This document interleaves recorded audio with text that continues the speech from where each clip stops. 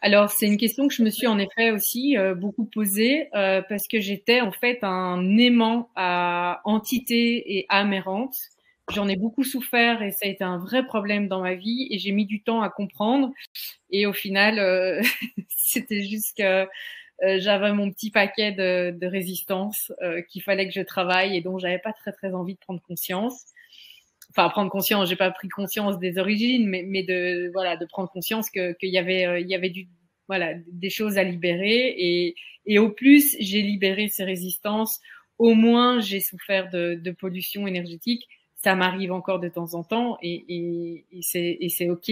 Ça m'indique en fait dès que je sens que j'ai une entité qui est collée à mes fesses, je sais que je l'ai attirée pour une bonne raison et en fait c'est c'est très positif derrière parce que ça me montre qu'il y a encore des choses à travailler et parfois voilà ça m'aide à vraiment me dire ok maintenant là j'y vais, j'ouvre un peu les yeux et je regarde Même, un peu plus près quoi. même une entité, du coup, peut t'apporter un message sur ce que tu as à travailler.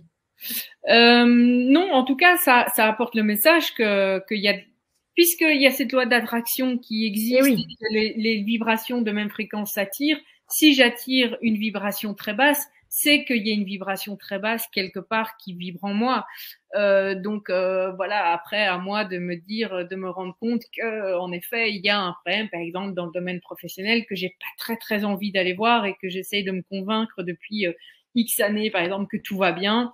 Parce que j'ai pas envie de sortir de ma zone de confort, parce que j'ai pas envie de faire ressortir certaines choses et voilà. Mais ça m'indique en tout cas qu'il y a, il y a une vibration basse en moi et que si elle est là, c'est que je l'ai attirée. Donc Mm. c'est en ça que je trouve ça efficace.